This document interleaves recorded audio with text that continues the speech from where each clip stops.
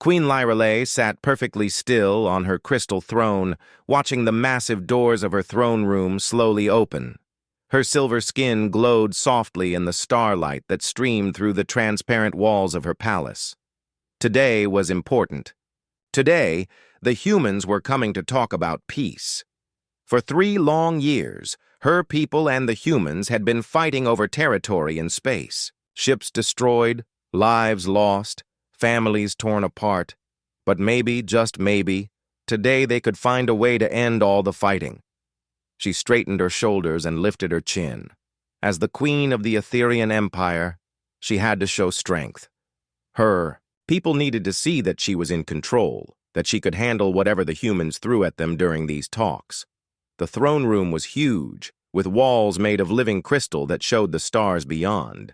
Floating lights danced around the ceiling like tiny suns. Her advisors stood in neat rows on either side of the room, all wearing their formal robes. Everyone was quiet, waiting. The first human walked through the doors.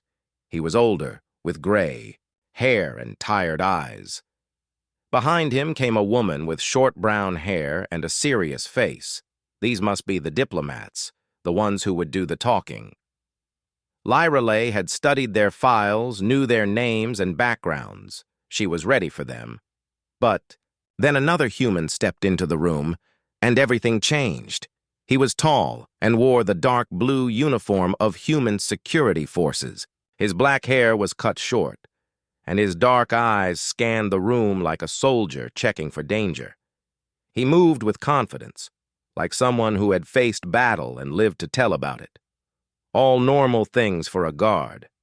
But something about him made Lyrelei's breath catch in her throat. The way he held his shoulders, the angle of his jaw, the careful way he watched everything around him. It was like looking at a ghost. Her heart started beating faster. Her silver skin, which always glowed with soft light, began to dim until she looked almost gray. The floating lights above seemed to flicker as her emotions affected the energy in the room. It couldn't be possible. It couldn't be him. 3 years ago, during the worst battle of the war, her bondmate Kalen had disappeared.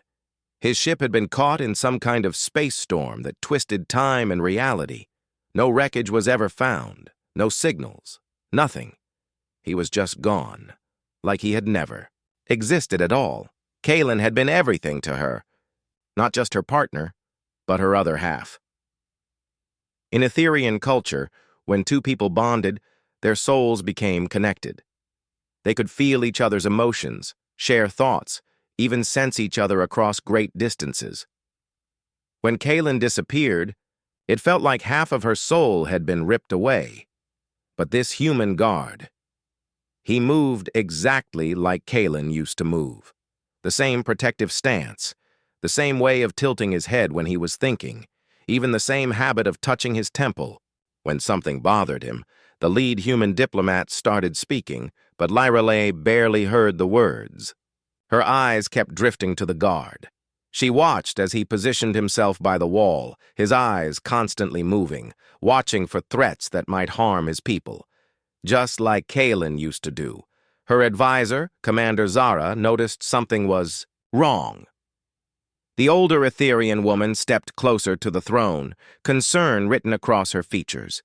In their language, she whispered, "My queen, are you feeling well?" Lyrelei forced herself to focus.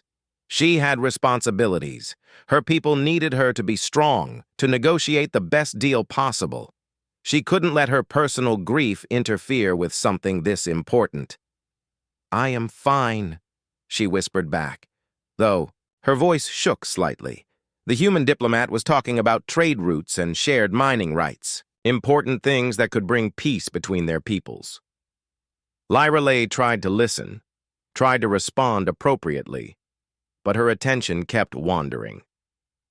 The guard shifted his position, and for just a moment, the light from the crystal walls hit his face in a certain way.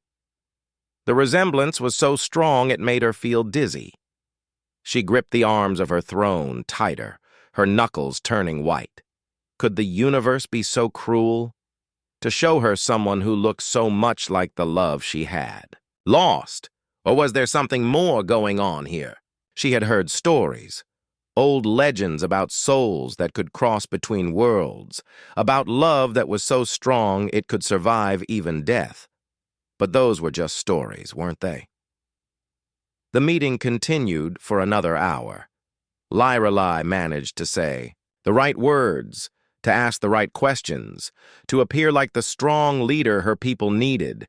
But inside, her mind was spinning with questions and possibilities that she didn't dare voice out loud. When the humans finally left, escorted to their guest quarters by her staff, Lorelei remained on her throne. The throne room emptied as her advisors filed out, discussing what they had heard and what it might mean for their people. Only Commander Zara stayed behind. "My queen," she said softly, "what troubles you? You seemed distracted during the meeting." Lorelei looked up at her oldest friend, the woman who had served her faithfully for decades. Could she share this impossible thought? Could she tell Zara that she thought she had seen a ghost? "Did you notice anything unusual about the humans?" she asked carefully. Zara frowned, thinking. They seemed professional, well prepared. The security officer appeared competent. "The security officer," Lorelei repeated. "What did you think of him?" "He did his job well. Stayed alert? Watched for threats?" "Why do you ask?" Lorelei stood up from her throne, her legs feeling weak. She walked to one of the crystal walls and pressed her hand against it, feeling the cool surface against her palm. Outside, the stars twinkled like distant promises. "I need you to do something for me," she said without turning around. "I need you to find out everything you can about that guard, where he came from, his history, everything." Zara was quiet for a moment. Then she asked, "May I ask why, my queen?" Lorelei closed her eyes. When she opened them again, they were bright with unshed tears. "Because," she whispered, "I think I may have just seen someone I thought was lost forever." That night, alone in her private chambers, Lorelei stood on her balcony looking up at the stars. Somewhere out there, among all those points of light, was the place where Kalen had disappeared. She had spent 3 years searching, sending ships to every corner of known space, hoping to find some trace of him. Now, a human guard who looked exactly like him had walked into her throne room.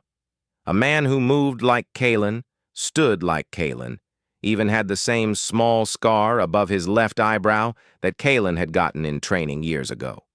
It was impossible. Humans and Etherians were different. Species. They lived on different worlds, had different cultures, different biology. There was no way Kalen could have become human. But as she stood there in the starlight, feeling the cool night breeze on her silver skin, Lorelei allowed herself to hope. Maybe, just maybe, the universe had decided to give her back the one thing she needed most. Maybe love really was stronger than death. That night, Queen Lorelei couldn't sleep. She kept seeing that human guard's face every time she closed her eyes. The way he had looked around her throne room, the careful way he had positioned himself by the wall. It was all so familiar, yet so impossible. She found herself walking through her private gardens, the ones that floated high above the crystal city. The plants here glowed softly in the darkness, fed by starlight and the energy that flowed through all Etherian technology. This had always been her favorite place to think. But tonight, every corner of the garden reminded her of Kalen. She stopped by the fountain where they had first talked, really talked, not as queen and advisor, but as two people who understood each other. It was right after her coronation ceremony, when she was feeling overwhelmed by all the responsibility that had been placed on her shoulders. Kalen had found her here, sitting by the water with tears on her cheeks. He hadn't said anything at first. He just sat down beside her and waited. That was the kind of person he was, patient, understanding. He knew when to speak and when to simply be there. "I don't know if I can do this," she had whispered that night 3 years ago. "Do what?" he had asked, his voice gentle. Be the leader they need me to be. My mother made it look so easy. But I feel like I'm drowning in all these decisions, all these expectations. Kaylin had smiled then, and it was like the sun coming out from behind clouds. You know what I think? He had said. I think you're going to be the best queen our people have ever had. Not because you're perfect, but because you care so much about getting it right. That was the moment she had fallen in love with him, though it would be months before either of them admitted their feelings. Now, standing by that same fountain, Lyrelay felt her heart breaking all over again. She touched the water with her fingertips, watching the ripples spread out in perfect circles. In Etherian culture, water represented memory. The ripples showed how one moment could affect everything that came after. Meanwhile, in the guest quarters on the other side of the palace, the human security officer was having his own sleepless night. He sat on the edge of his bed, holding his head in his hands, trying to understand what was happening to him. Ever since he had walked into that throne room, his mind had been filled with strange images. A woman with silver skin and eyes like moonlight, flying through space in a ship that seemed to be made of pure energy, fighting in battles among the stars. None of it made sense because he knew it couldn't be real. His name was David Chen, and he was a human. He had been born on one of Earth's colony worlds. At least that's what the record said. But the truth was, he couldn't remember anything from before 5 years ago. 5 years ago, he had been found floating in space in an emergency pod. No identification, no memory of how he got there, no idea who he was or where he came from. The merchant ship that rescued him had taken him to the nearest human settlement, where doctors tried to help him remember. But the memories never came back. It was like someone had taken his past and erased it completely. The only thing left were dreams. Strange, beautiful dreams about places he had never seen and a love so deep it felt like it could move planets.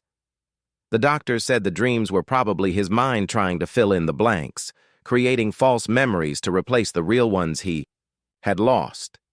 They gave him a new identity, a new life. He joined the military because something inside him understood strategy and tactics better than most people who had studied for years. He was good at his job. Really good. His commanders noticed how he seemed to understand enemy movements before they happened, how he could protect people in ways that surprised even veteran soldiers. They promoted him quickly, and soon he was leading security details for important missions like this one. But tonight, in this alien palace, those dreams felt more real than ever. He walked to the window of his room and looked out at the crystal city below. The buildings seemed to pulse with gentle light, like they were breathing. It was the most beautiful thing he had ever seen, and yet somehow it felt familiar. A memory flashed through his mind. Not a dream this time, but something that felt completely real. He was standing on a balcony much like this one, but he wasn't human. His skin glowed with golden light, and beside him stood the silver-skinned queen from his dreams. She was younger in the memory, laughing at something he had said. When she turned to look at him, her eyes were full of love. David? His partner's voice made him jump. Ryan, his second-in-command, was standing in the doorway looking concerned. You okay? You've been standing there for an hour. David blinked, confused. Had it really been that long? Yeah, I'm fine. Just couldn't sleep. Ryan came into the room and closed the door behind him. This place is pretty weird, isn't it? All this floating crystal stuff makes you wonder how they build it. It's beautiful, David said, still looking out the window. Beautiful and alien, Ryan agreed. Did you see how the queen looked at you today? Like she'd seen a ghost or something?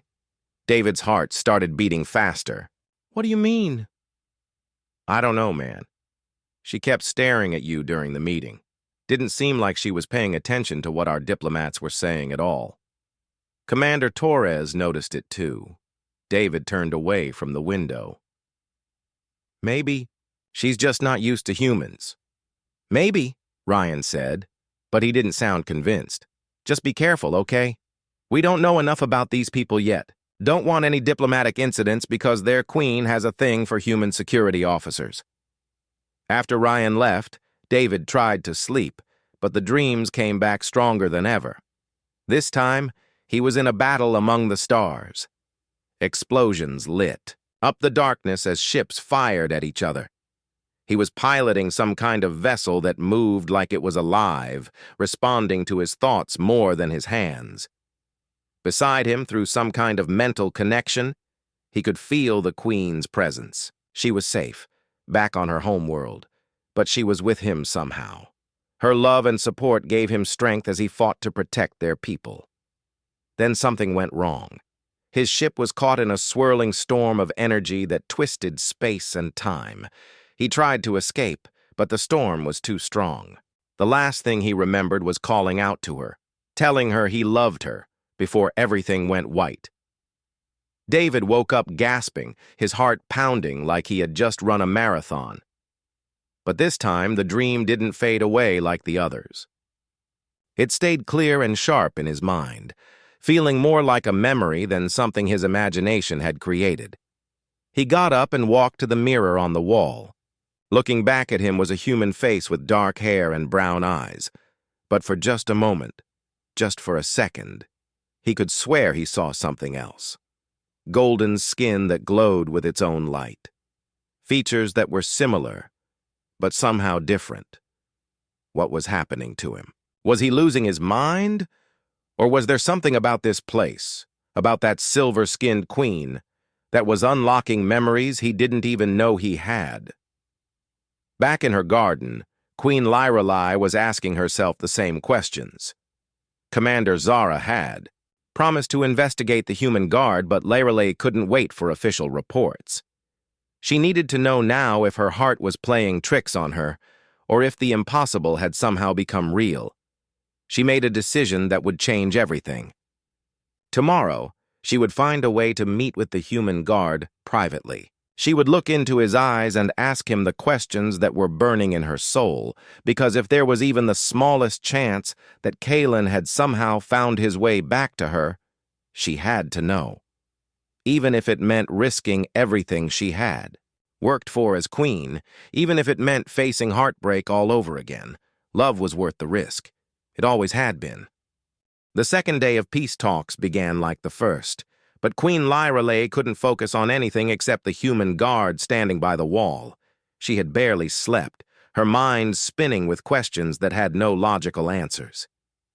Every time she looked at David, her heart skipped a beat. During the morning session, she found herself studying every detail about him, the way he stood with his feet slightly apart, ready to move at any moment. The small scar above his left eyebrow that looked exactly like the one Kalen had gotten during sword training. Even the way he breathed seemed familiar. The human diplomats were discussing mining rights in the asteroid belt between their territories. Important stuff that could prevent future wars, but Lyrelei's attention kept drifting. She made decisions too quickly, agreed to terms without proper thought, and her advisors kept giving her worried looks. Commander Zara leaned close during a break and whispered, "My queen, you're being too generous. These terms favor the humans far more than necessary." Lyrelei blinked, realizing she had just agreed to give up 3 valuable mining sites without asking for anything in return. Yes, you're right. I need a moment to clear my head." What was wrong with her? She was the queen of a vast empire, responsible for billions of lives. She couldn't let her personal feelings mess up something this important. But then David shifted his position, and for just a second, their eyes met across the room. Something passed between them, something electric and impossible to ignore. He looked confused, like he recognized her but couldn't figure out why. During lunch break, while the human delegation ate in their quarters, Lyrelei made a decision that could change everything. She would meet with David alone under the pretense of discussing security arrangements. She had to know if she was losing her mind or if the universe was giving her a second chance at love. "Commander Zara," she said. "I want to speak privately with the human security officer about palace protection protocols." Zara frowned. "My queen, that's unusual. We have our own security chief for such matters. I want to understand how humans approach protection. It might help us work together better in the future." It was a weak excuse, and Zara clearly didn't buy it. But she was too loyal to argue with her queen in front of others. An hour later, David found himself walking alone through the crystal corridors of the palace, following an Etherian guard who spoke no human language. He had been told the queen wanted to discuss security matters, which seemed odd, but not impossible. The guard led him to a smaller room filled with holographic star maps and floating displays. Ancient Etherian artifacts lined the shelves, and soft music played from invisible speakers. It was clearly a private study, not an official meeting room. Queen Lyra was standing by a window when he entered, her silver skin glowing softly in the starlight. She turned to face him, and David felt his breath catch in his throat. Up close, she was even more beautiful than he had realized. But there was something else, something that made his heart race for reasons he couldn't understand. "Thank you for coming," she said, her voice musical and soft. "Please sit." David remained standing as protocol demanded. "Your Majesty wanted to discuss security arrangements?" She studied his face for a long moment, her moonlight eyes searching for something. "Tell me about yourself, David Chen. Where are you from?" The question surprised him. This wasn't about security at all. "I'm from the outer colonies, Your Majesty. I've served in human defense forces for 5 years. And before that?" David hesitated. This was dangerous territory. There was an accident. I lost some memories. The doctors said it happens sometimes with head injuries." Lyrelai's eyes widened slightly. She moved closer, and David caught a scent like flowers and starlight. "What kind of accident?" "I was found floating in space. No one knows how I got there." He wasn't sure why he was telling her this. It wasn't classified information, but it wasn't something he usually shared with strangers. "When?" she asked, her voice barely above a whisper. 5 years ago. Lyrelai closed her eyes, and when she opened them again, they were bright with tears. 5 years ago, someone very important to me disappeared. He was lost in a battle among the stars. David's heart started pounding. "Your Majesty, I don't understand what you're suggesting." "Don't you?" She stepped even closer. "Haven't you been having dreams? Strange dreams about places you've never seen?" David's mouth went dry. How could she know about the dreams? Sometimes, but they're just dreams." "Are they?" Lyrelai reached toward him, her hand stopping just inches from his face. "Do you dream about flying through space in ships made of light? Do you dream about a woman with silver skin who loves you more than life itself?" The room seemed to spin around David. Those were exactly the dreams he'd been having, dreams that had grown, stronger since arriving at this palace. "How do you know that?" "Because in my dreams I see a man with golden skin who would do anything to protect his people. A man who promised to always come back to me no matter what happened." David backed away, shaking his head. "That's impossible." "I'm human. You're Etherian," she finished. "I know it sounds crazy. I know it goes against everything we understand about the universe, but what if love is stronger than the laws of physics? What if some bonds can survive even when everything else is destroyed? You're talking about your lost..." David couldn't finish the sentence. "His name was Kalen," Lyrelai said softly. "He was my bondmate, the other half of my soul, and you move exactly like he did. You stand like he did. You even have the same scar he got during training." David's hand went unconsciously to the scar above his eyebrow. He had always wondered how he got it, since it was clearly old, but he couldn't remember getting injured there. "This is insane," he whispered. "Is it?" Lyrelai asked. Or is it the only explanation that makes sense? You lost your memories 5 years ago, the exact same time Kaylin disappeared. You dream about things you couldn't possibly know.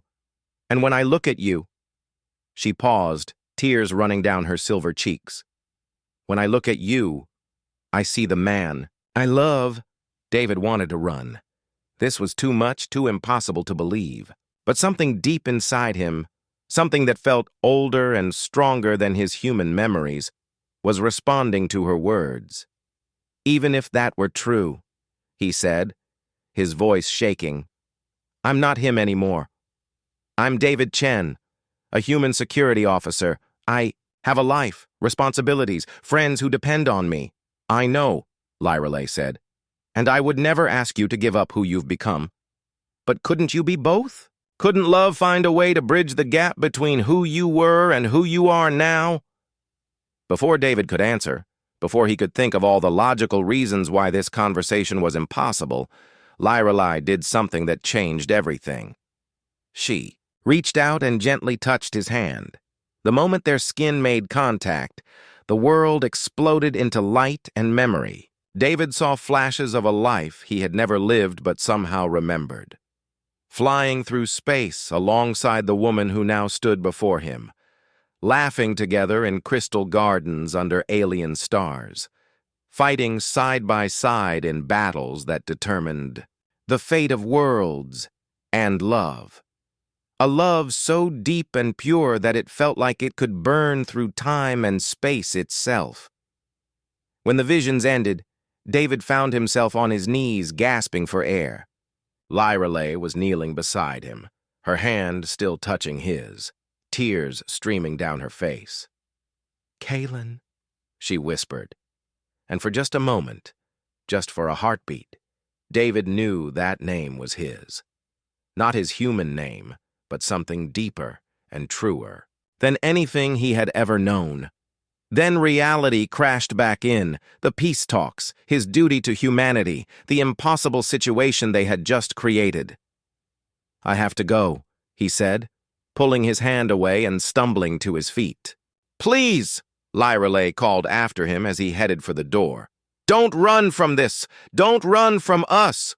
But David was already gone, his mind reeling with possibilities that could destroy everything he thought he knew about himself and the universe. Behind him, Queen Lyreley sank into her chair and wept for a love that had returned to her in a form she couldn't keep, and for the impossible choice that now lay before them both. David ran through the crystal corridors like his life depended on it. His heart was pounding so hard he thought it might burst. The visions he had seen when Queen Lyreley touched his hand felt more real than anything in his human memories. But that was impossible, wasn't it? He burst into his quarters where Ryan was reading reports on his tablet. His partner looked up, immediately concerned. "David, what happened? You look like you've seen a ghost." David almost laughed at how close to the truth that was. "I need you to call Dr. Harrison. Tell him it's urgent." "The expedition doctor, are you sick?" "Something's wrong with my head. I'm having episodes. Hallucinations, maybe." Ryan stood up, his face serious. "What kind of hallucinations?" David couldn't tell him the truth. How could he explain that he might actually be an alien who had somehow become human? "Just call the doctor, please." 30 minutes later, Dr. Harrison arrived with his medical scanner and a concerned expression. He was the best xenobiologist the human fleet had, specializing in how different species biology worked. "Tell me what's happening," Dr. Harrison said, setting up his equipment. "I've been having strange dreams since we got here, but today—" David hesitated. "Today I touched the Queen's hand and I saw things, memories that can't be mine." Dr. Harrison raised an eyebrow. "You touched the Queen? That's not standard protocol." She wanted to discuss security. "When we shook hands, I saw another life.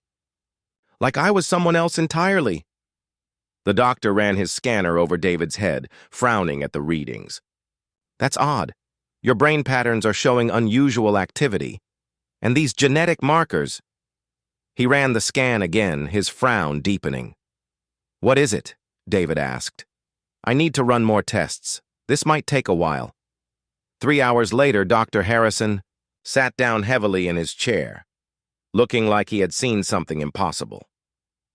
David, he said slowly, I need to ask you something, and I want you to think carefully before you answer. When you were found 5 years ago, did anyone ever test your DNA completely? I assume so. Standard procedure, right? Basic tests, yes, but not the deep genetic analysis I just ran. Dr. Harrison pulled up a holographic display showing complex genetic patterns. What I'm seeing here shouldn't be possible. You have human DNA, but there are other markers mixed in. Etherian markers. David felt the world tilt around him. That's impossible. That's what I thought too. But the evidence is right here. Somehow you carry genetic information from both species. Dr. Harrison leaned forward. David, I think you need to tell me exactly what happened when you touched the Queen. So David told him everything. The visions, the memories that felt more real than his human life. The way Queen Lyrelei had looked at him like she knew him. Dr. Harrison listened, without interrupting, his expression growing more amazed with each detail. There are legends, the doctor said finally. Stories both our species tell about space storms that can twist reality itself. The Etherians call them soul tempests. They say these storms can transform matter, energy, even consciousness itself. You why? Think that's what happened to me?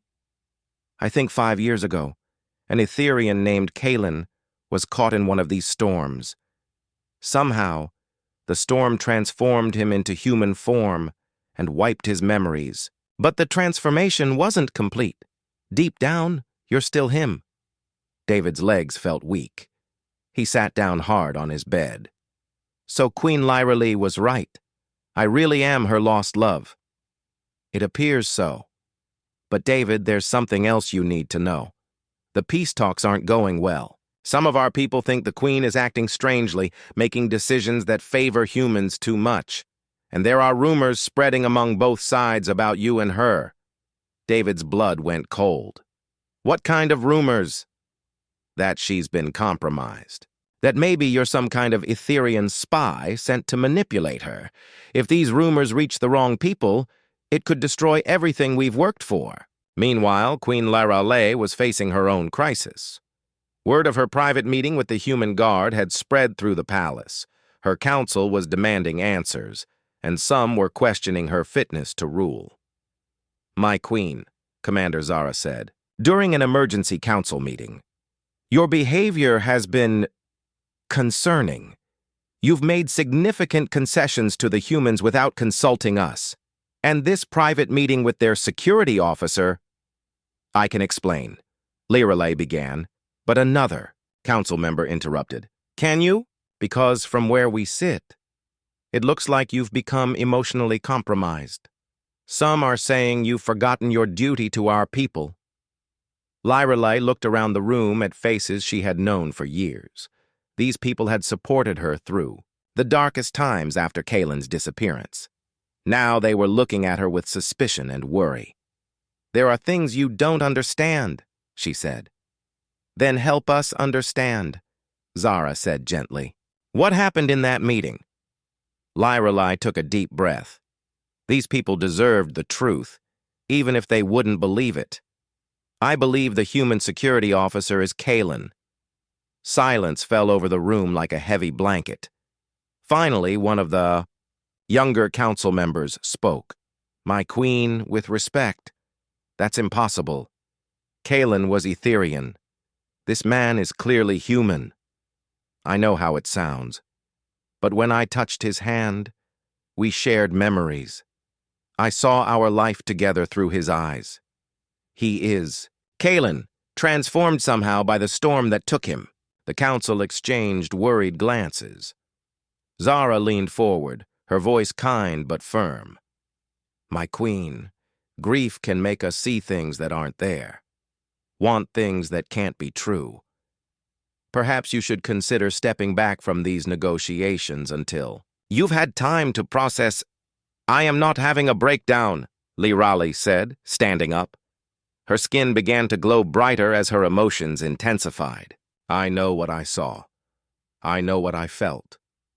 And I will not abandon him again.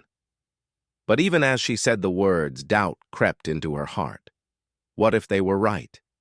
What if her desperate need to have Kalen back was making her imagine connections that didn't exist? Back in the human quarters, David was facing his own impossible choice. Dr. Harrison had explained that Etherian technology might be able to restore his original memories completely, but the process was dangerous and experimental. What are the risks? David asked. The transformation could kill you, or it might leave you somewhere between human and Etherian, belonging fully to neither species. There's also no guarantee you'd still be the same person. The David Chen you've become might be lost forever. David thought about his human life. His friends in the military who depended on him. The career he had built from nothing. The man he had become through 5 years of hard work and dedication. But he also thought about Queen Lairelay's tears, the love he had seen in her eyes, and the memories that felt more real than anything else in his life. If I don't do it, he said slowly, I'll spend the rest of my life wondering. And she'll spend the rest of hers believing I abandoned her again. And if you do it, you might lose everything you've built as a human. David was quiet for a long time. Outside his window, the crystal city sparkled in the starlight, beautiful and alien and somehow like home. Doctor, he said finally, I need you to contact Queen Lirelai. Tell her I want to try the restoration process, but I have one condition. What's that? I want to remember both lives. I don't want to choose between being David Chen and being Kalen. I want to be both. Dr. Harrison shook his head. David, I don't think the technology exists to do that safely. Then we'll have to create it, because I'm not losing either part of myself, not when I've finally found a way to be whole. The next morning, news of David's decision spread through both delegations like wildfire. Some called it romantic. Others called it insane. But everyone agreed on one thing. The fate of the peace talks now depended on whether love really could find a way to bridge the impossible gap between two worlds. Queen Lirelai stood in her laboratory, looking at the ancient Etherian technology that might give her back the love she had lost. But she knew that even if the process worked, the man who emerged might not be the Kalen she remembered or the David she was beginning to care for. She would have to fall in love all over again, with whoever he became, and somehow, that felt exactly right. The transformation chamber hummed with ancient Etherian energy, its crystal walls pulsing with soft blue light. Queen Lirelai had spent 3 days working with Dr. Harrison and her best scientists to modify the technology. They had never attempted anything like this before. Restoring lost memories while preserving new ones, bridging two completely different forms of existence. David lay on the crystal platform in the center of the room, his human features calm, but his eyes showing the fear he was trying to hide. Around him, representatives from both species watched in tense silence. The peace talks had been suspended while everyone waited to see if love really could overcome the laws of physics. Are you sure about this? Lirelai asked one last time, her hand hovering over the activation controls. David looked up at her, and, for a moment, she saw both the human soldier she had come to care for and the Etherian bondmate she had never stopped loving. I'm sure, he said. I want to remember it all. Every moment with you as Kalen, and every day I've lived as David. I want to be whole. Lirelai nodded and began the sequence. Energy flowed through the crystal chamber, wrapping around David's body like liquid starlight. His back arched as the process began, waves of power flowing through him as the technology worked to unlock the deepest parts of his mind. At first, nothing seemed to happen. Then David gasped, his eyes wide as memories came flooding back. But these weren't just Kalen's memories. The process was working exactly as they had hoped, weaving together two different lives into something new. He remembered being Kalen, growing up on Zephyria Prime, training to be a warrior, falling in love with a young princess who would become queen. He remembered their first kiss in the Crystal Gardens, their bonding ceremony under the light of 3 moons, the joy of serving both as her protector and her partner. But he also remembered being David, waking up with no past in a human medical facility, learning to be a soldier, building friendships with people like Ryan who had become like family to him. He remembered the dreams that had haunted him, never knowing they were actually memories calling him home. The energy around him began to shift, taking on a golden glow that mixed with the blue light of the Etherean technology. David's appearance started to change, but not in the way anyone expected. He remained essentially human, but his skin gained a subtle luminescence, a warm glow that made him look like he was lit from within. When the process ended, David sat up slowly, looking at his hands in wonder. They still looked human, but when he concentrated, they glowed with soft golden light. "How do you feel?" Dr. Harrison asked, running his scanner over David's body. "Different," David said, his voice carrying new harmonics that hadn't been there before. "But also complete. I remember everything. Both lives, both sets of experiences." He looked at Lyrelai, and his eyes held depths that spoke of love spanning lifetimes. "I remember you, my queen, but I also remember the life I built without you." Lyrelai approached carefully, hardly daring to hope. Are you still David?" "I'm David," he said, standing and reaching for her hand. "And I'm Kalen. I'm both. And somehow that makes me more than either alone."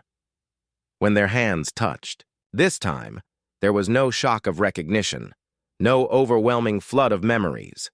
Instead, there was simply the warm certainty of 2 souls that belonged together, regardless of what form they took. But their reunion was interrupted by urgent voices. From outside the chamber, Commander Zara burst in, her face pale with worry. "My queen, we have a problem. Ships are approaching the system, both human and Etherian vessels, and they're not here for the peace talks." The group rushed to the palace's command center, where holographic displays showed dozens of warships dropping out of hyperspace. David recognized the formation immediately. These were hardline factions from both species, the ones who opposed peace and saw the current negotiations as weakness. "They must have heard about the transformation," Ryan said, joining them at the displays. "Some people on both sides are calling it an abomination, proof that the species shouldn't mix. They're demanding we surrender the contaminated individuals for study," Zara reported. "They claim you're both security risks that need to be contained." Lyrelai felt her heart sink. They had found love again, only to have it threatened by those who feared what they represented. But David stepped forward, his new nature allowing him to think with both human tactical training and Etherian strategic wisdom. "No," he said firmly. "We're not running, and we're not hiding. What we represent is exactly what both our species need to see. We're proof that differences don't have to divide us." "David's right," Lyrelai said, her own resolve strengthening. "If we show fear now, if we let them separate us, then everything we've worked for dies. But if we stand together—" "You want to face down 2 fleets with what?" Ryan asked. "A love story?" David smiled, and for the first time since his transformation, his skin flared with brilliant golden light. Not just a love story, a new beginning. What happened next became legend among both species. David and Lyrelai, standing together on the palace's main balcony, broadcast a message to all the ships surrounding the planet. But this wasn't a political speech or a military challenge. It was simply 2 people telling their story. David spoke of being lost, of finding himself in an alien form but discovering that identity wasn't about species or appearance. It was about choices, about love. about the courage to become something greater than what you started as. Lyra Lay spoke of grief and hope, of learning that love didn't require sameness, only understanding. She talked about how their bond had survived, transformation, time, and even death itself. Together, they offered a vision of the future where the differences between species became strengths instead of sources of conflict, where human adaptability could combine with Etherian wisdom, where the vast cosmos could be explored by peoples working together instead of fighting over territory. The response wasn't immediate. Ships on both sides held their positions while crews and commanders debated. But slowly, one by one, vessels began powering down their weapons. Some even sent shuttles to the planet, their crews wanting to see this impossible couple for themselves. The peace talks resumed 3 days later, but now they had a new dynamic. David served as translator and mediator, his unique nature allowing him to understand both species in ways no one else could. Agreements that had seemed impossible before suddenly became achievable. 6 months later, the first joint human-Etherian colony was established on a world at the border between their territories. David and Lyra Lay served as its first leaders, governing a community where children grew up speaking both languages and seeing differences as something to celebrate rather than fear. Their wedding was held under the stars of that new world, witnessed by thousands from both species. Lyra Lay wore traditional Etherian robes that flowed like liquid starlight, while David wore a human military dress uniform modified with Etherian symbols of unity. When they exchanged vows, their words were broadcast across the galaxy. They promised to love each other through any transformation, to stand together against any challenge, and to prove that love really could bridge any divide. As they kissed, David's skin flared with golden light while Lyra Lay's glowed silver, the two colors, mixing into something beautiful and new. In that moment, everyone watching understood that they weren't just witnessing a wedding. They were seeing the birth of a new kind of love, one that could transform not just individuals but entire civilizations. Years later, when their first child was born, a daughter whose skin shimmered with both gold and silver light, the galaxy knew that the age of separation was over. The future belonged to those brave enough to love beyond boundaries, to those willing to become something greater than what they started as. David and Lyra Lay had found their way back to each other across impossible odds, but more than that, they had shown two species that the strongest force in the universe wasn't weapons or technology. It was love. Pure, transformative, transcendent love that could overcome any obstacle and create miracles that redefined what was possible. And in a cosmos full of wonders, that was the greatest miracle of all.